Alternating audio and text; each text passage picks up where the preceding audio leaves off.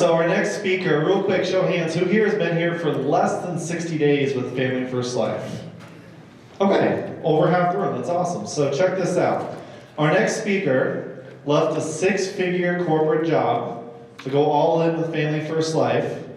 Last month was his first full month, and he did over $40,000 on his personal pen. Do you guys think he made a good decision, yes or yes? All right, so please help me welcome to the stage, Riyad Morsali.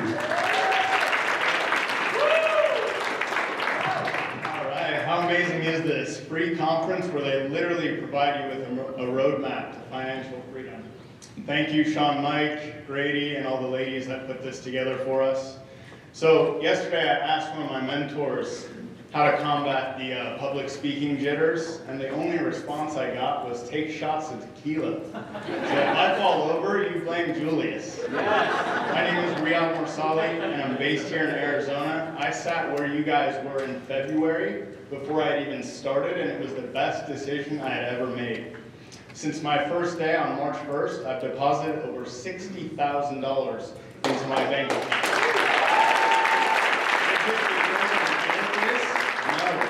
I'm still learning. I can barely tell you the difference between a term policy and a whole life policy. It's simply because I picked up a script and started dialing.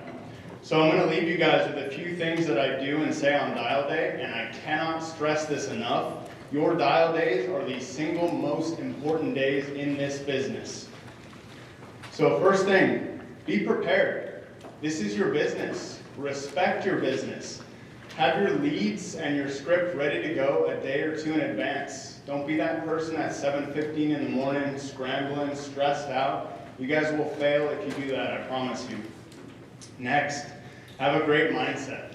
Be understanding of the people that you're calling. They're getting hammered every single day with phone calls, telemarketers, scammers, you name it.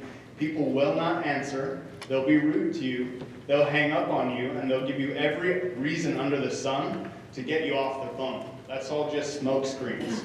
Do not let this affect your mindset to the point that you just give up and you quit your dial day. Keep going. The goal here is 15 to 20 appointments for the next 2 days. You guys cannot fail if you follow that blueprint.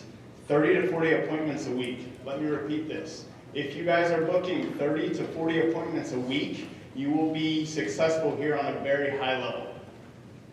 Next, when you do start dialing, dial no less than 3 times each lead, multiple times throughout the day. So 3 times in the morning, 3 times in the afternoon, 3 times in the evening. Sometimes when I know they're hitting that decline button, I'll call 4, 5, 6 times. Guys, this is important to them. They put in a request for life insurance to protect their family. Get it out of your head that you're annoying them. You've got to get through to them. Next, when you do get them on the phone, mind your tone and pace.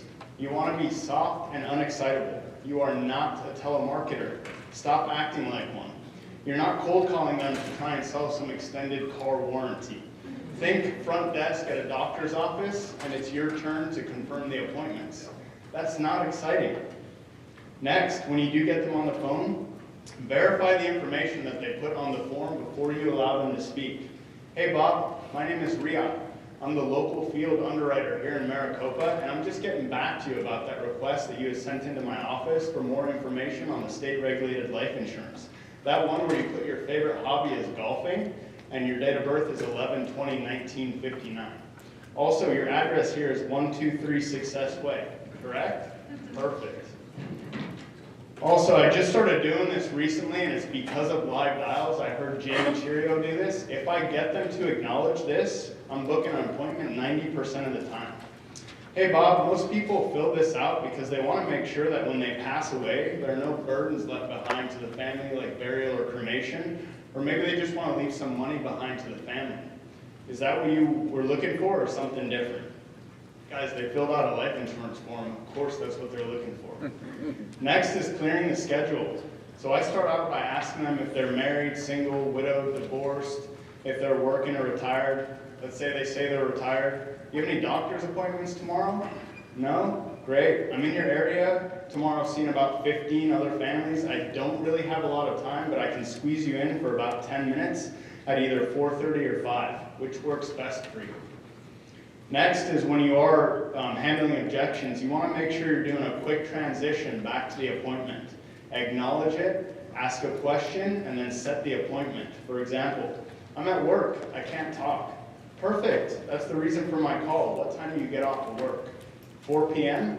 Great, I can be there between 4:30 and 5 for 10 minutes to get you that information you requested. Fair enough? Or you have my personal favorite. I already took care of that. I have a policy. A lot of people look at this one as a negative. This is amazing because they already see the value in life insurance and they gave their banking information to someone to set it up. A lot of the time we can actually improve their situation, so that's how you should be thinking. The way I do it is perfect. I'm assuming you filled out multiple forms to get the best offer, correct? Great, have that policy out tomorrow. It'll take me 10 to 15 minutes to improve it. I'll see you between 4:30 and 5 tomorrow. Sound fair?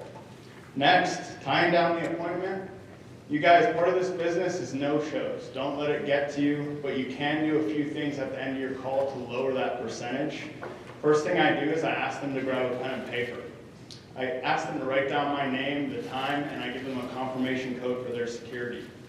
Next, I ask things about the house. What color is it? Are the numbers easy to read on the sidewalk, the house, the mailbox? You have to get it through to them that you're actually coming over. Next, I also ask if there's any gate codes or killer dogs. And then I also say, hey, out of respect for your time and mine, is there anything that would prevent you from keeping the appointment? I also tell them, allow me a 30-minute window on either side. All of this lets them really know that you are coming over. Guys, dial day is the most important day in the business, and for a lot of people, it's all about mindset. It can be hard, so sometimes you have to reverse engineer it. If I said I'll pay you $7,000 every dial day, but the caveat is you have to set 15 appointments, how long would you sit there and dial to get those? 10, 12 hours, 15 hours? I say that because my last dial session, it took me 12 hours to book the 15, and then I went out and sold $7,000 the next 2 days. That's $583 an hour. Who wouldn't do that? It's a no-brainer. I'll leave you guys with this. When the owner of the company, which will reach $500 million this year in paid business after only 8 years, says the answer to all of our problems is keep dialing, what should we do? Keep dialing. Keep dialing. Thank you guys.